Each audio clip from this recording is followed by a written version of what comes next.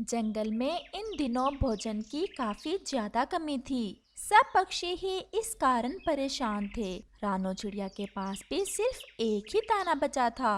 वो और उसका बेटा अपने घर में बैठे हुए थे और फिर रात हो जाती है। कुकू बेटा, ये दाना तुम खा लो।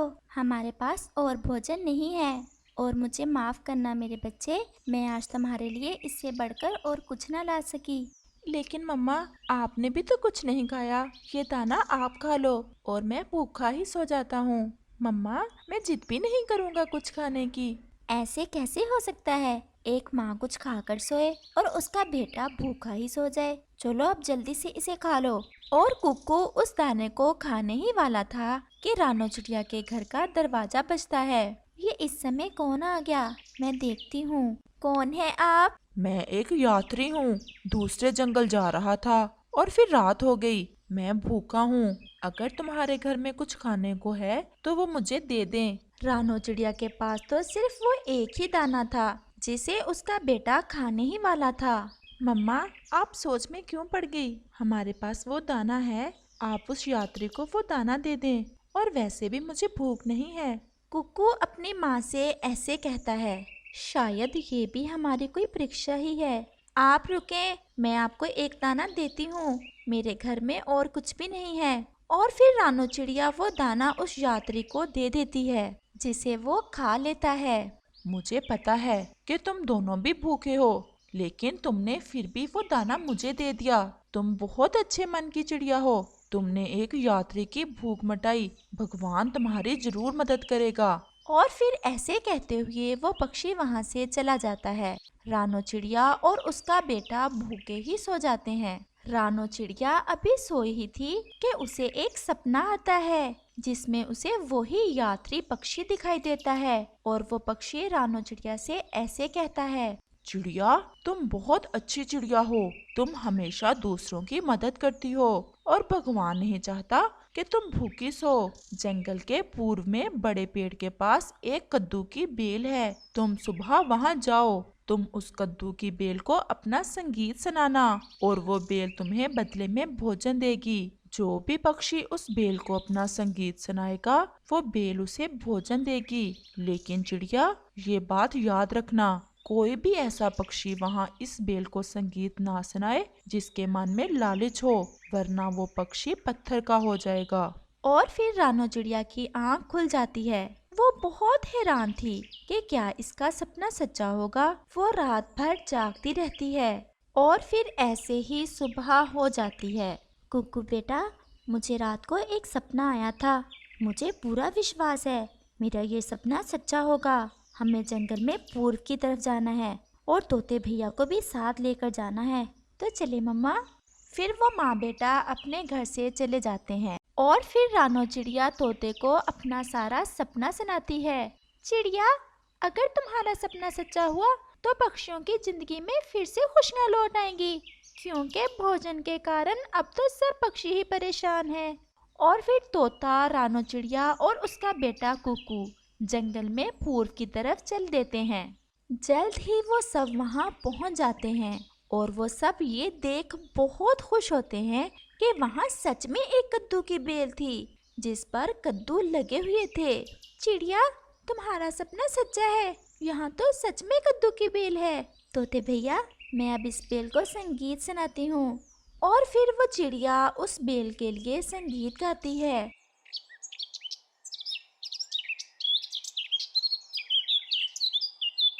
वो बहुत मीठी आवाज में गाती है। और फिर चिड़िया उस बेल से ऐसा कहती है। ऐ सुंदर कद्दू की बेल, हमें भूख लगी है। हमें कुछ दाने चावलों के दो। चिड़िया, तुम्हारा संगीत सुनकर मेरा मन खुश हो गया है, क्योंकि तुम्हारे मन में जरा भी लालच नहीं है। और वो उसे चावल दे देती है। वो सब बहुत ज्यादा खुश थे। लेकिन चिड़िया, कोई भी ऐसा पक्षी जिसके मन में लालच हो, वो मेरे पास आकर संगीत ना सुनाए। मुझे लालची पक्षी अच्छे नहीं लगते। बेल जी, हम सब पक्षी भोजन के लिए मर रहे थे और आपने हमें भोजन दिया। हम कभी भी लालच नहीं करेंगे। हम सब अपनी जरूरत के मुताबिक ही भोजन लेंगे। अब हम चलते हैं। और फिर वो सब वहाँ से चावल लेकर वापस आ जाते हैं। और फिर रानो चिड़िया दूसरे पक्षियों को भी इकट्ठा करती है और उन्हें भी उस बेल के बारे में बताती है। आप सब ये बात याद रखना, कोई भी पक्षी लालच ना करे, क्योंकि उस कद्दू की बेल को लालची पक्षी पसंद नहीं है। और फिर शाम हो जाती है और सब पक्षी अपने अपने घरों को चले जाते हैं।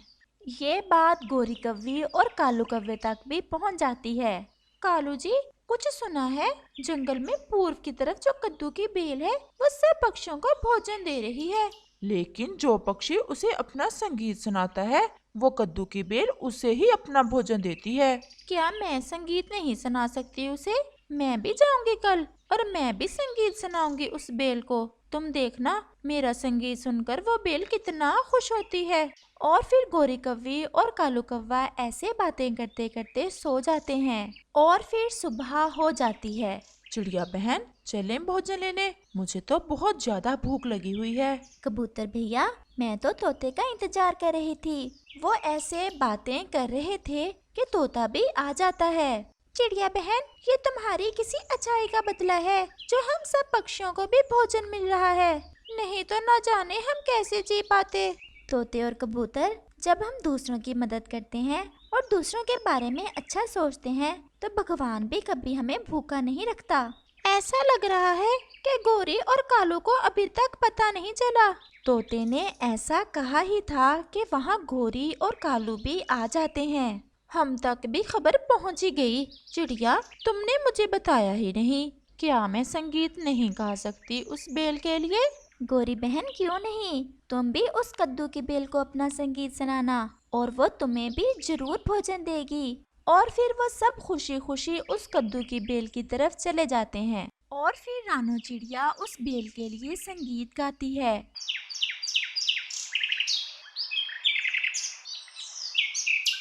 और वो बेल चिड़िया को भोजन दे देती है। तोता भी भोजन ले लेता है और फिर कबूतर और सब पक्षी भोजन ले लेते हैं। अब बारी थी गोरी कव्वी की। फिर गोरी कव्वी उस कद्दू की बेल के लिए संगीत गाती है और वो तो उस बेल से मीठे मीठे अंगूर लेती है। अब चलें? आप पक्षी जाएं वापस, मुझे तो अपने मैके जाना है। मैं तो आज रात अपनी माँ के पास ही रहूंगी। और फिर बाकी पक्षी वहाँ से चले जाते हैं। कालू जी, आखिर माँ जी के घर जाना है, ये अंगूर तो बस मेरा ही पेट भरेंगे। क्यों ना हम थोड़े से सेब भी ले लें इस कद्दू की बेल से। लेकिन रानो चिड़िया ने कहा था कि ज्यादा लालच नहीं करना, बस थोड़े से सेब, इसमें क्या लालच है। और फिर गोरी फिर से संगीत गाती है और उस कद्दू की बेल से सेब ले लेती है।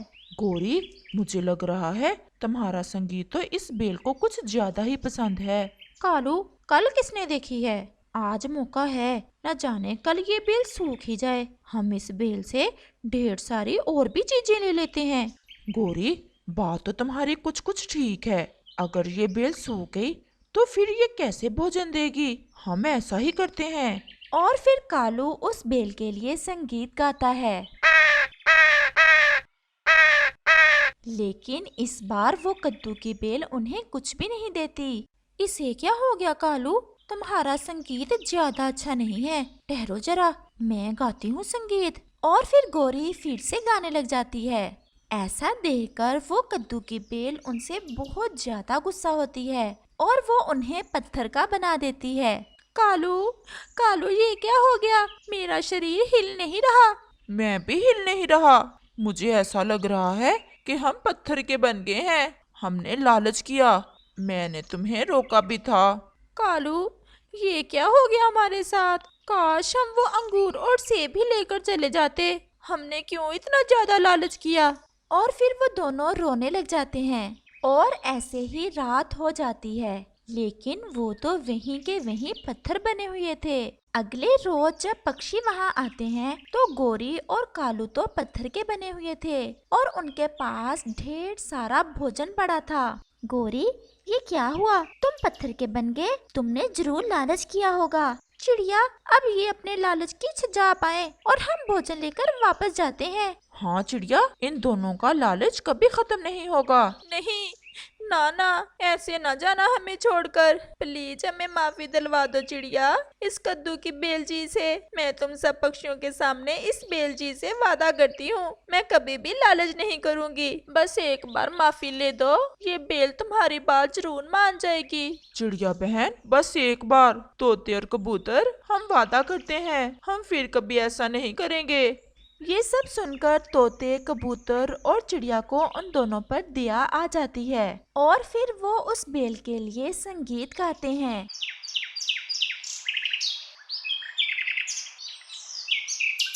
जिसे सुनकर वो कद्दू की बेल फिर से खुश हो जाती है। कद्दू की बेल जी, आप इन्हें माफ कर दें और इन्हें फिर से ठीक कर दें। ये अब वादा करते हैं कि ये फिर कभी लालच नहीं करेंगे। और फिर वो बेल उन्हें माफ कर देती है और वो फिर से अपनी असली हालत में वापस लौट आते हैं। इस कहानी से हमें सीख मिलती है कि हमें कभी भी अपनी जिंदगी में लालच नहीं करनी चाहिए और हमेशा दूसरों की मदद करनी चाहिए।